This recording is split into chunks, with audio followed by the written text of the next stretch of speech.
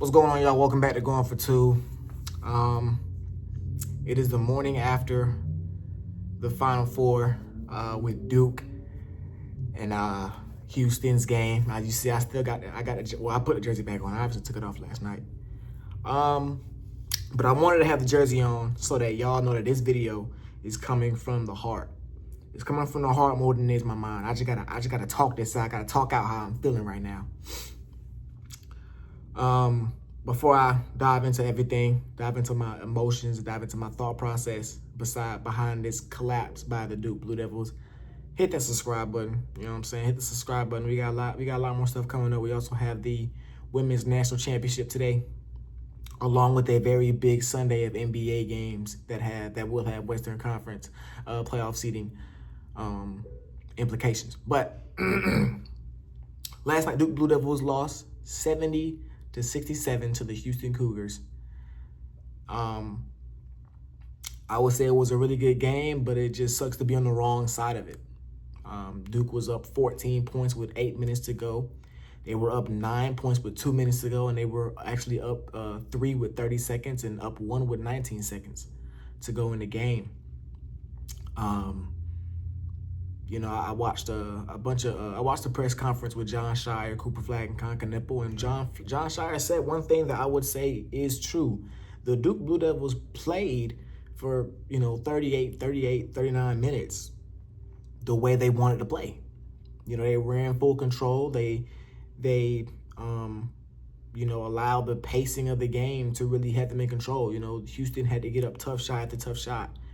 And they were taking 30 seconds, 25 seconds at least to get one shot up the whole game. But it really just came down to late game execution. And this was something I said. This was something I was concerned about. I was concerned Duke has not played a close game. The close games they played all year long, they've lost. They lost to Kansas or Kentucky the first game of the year. They lost to Kansas the second week or third week of the year. It lost to Clemson midway through the season. And you could see it. The when Houston started making their run, the Duke looked frazzled.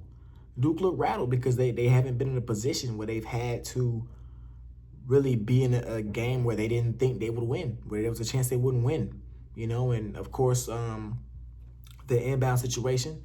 In March Madness, if you can't get that ball in, you're not going to the game. I've watched basketball for well over a decade. I've watched March Madness for well over a decade, and whenever something crazy happens, whenever a crazy comeback happens, it happens because the team that loses can't get the ball in bounds. I think about that possession, back-to-back possession with Sion James, where he threw it in, it got knocked away, and it was really a 5-second they wouldn't call. Then after they review who touched the ball last. Again, it was really tough to get the ball in, and he ended up throwing a floater that ended up getting stolen, leading to a putback dunk, cutting the game down to 1. Execution like that. You have to be able to execute like that if you're going to win a national championship, man. And then not to mention, when they did get the ball in, Tyrese Proctor went to the line, and I think me, along with half of the Duke fans, was like, dang. Because, whenever somebody goes to the line at the end of the game, they show his free throw percentage. It shows free throw percentage for the season, for the tournament, and how he shot for the game. He was 3 for 4 in the game, 50% in the tournament, and 68% over the course of the season. And everyone, along with me, is holding our breath like, man, he might miss. And me, I'm watching the game. I saw him do the little warm-up. Whenever players do that little warm-up shot at the free throw line, they are going to miss because they're thinking about it a lot more than they usually do, And he did it, and it hit the back iron, and then there was I'm a believer that you don't call that,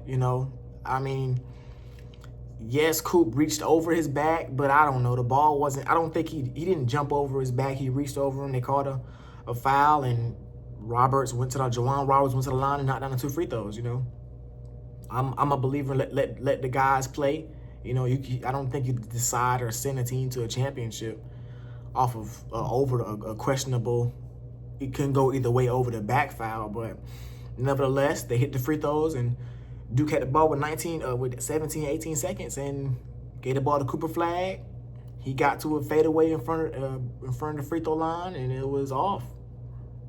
You know, I probably would have wanted to see him put more pressure on the basket, make the refs put pressure on referees, to call a foul. But he took a fadeaway shot. It was a good look. It just didn't fall. And then, you know, that was pretty much it from there.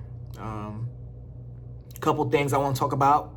John Scheyer, we talked about all year long how he's been a great coach, how he's been great at adjustments, how he's been great at, you know, calling timeouts when the game's going left.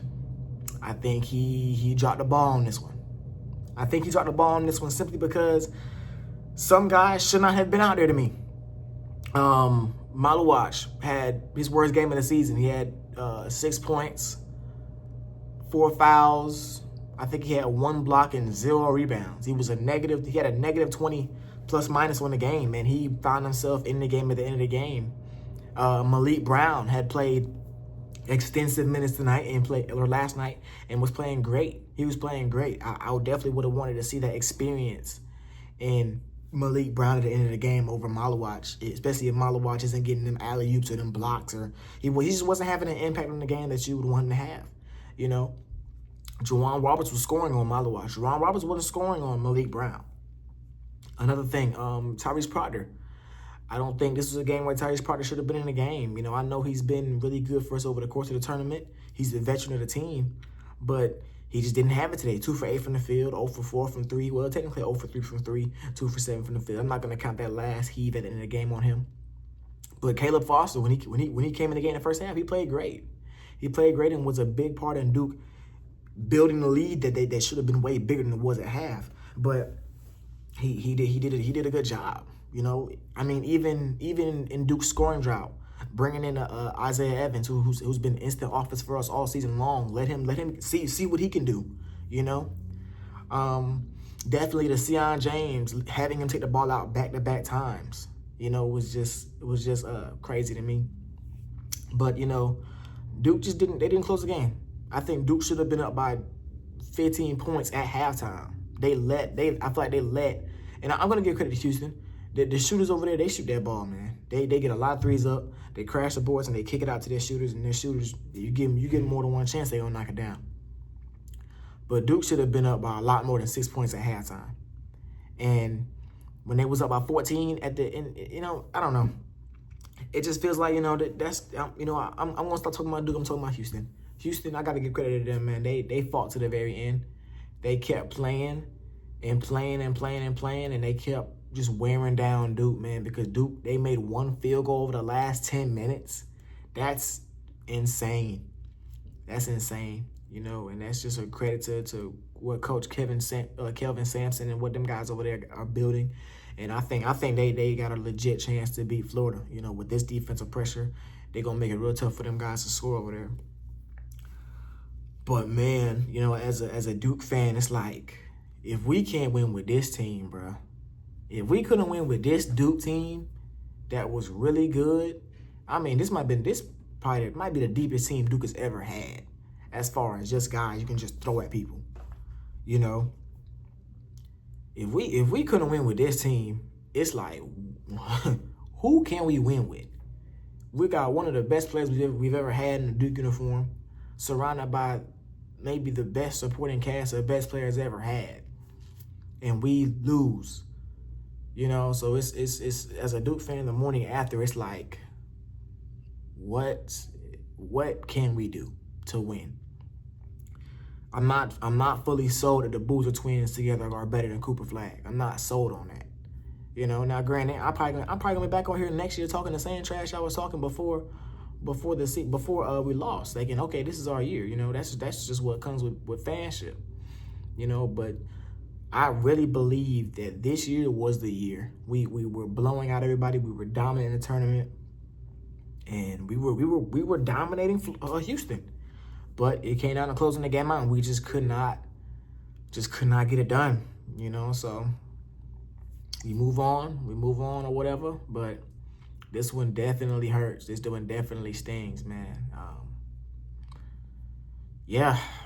Until next time. Going for 2, we out of here.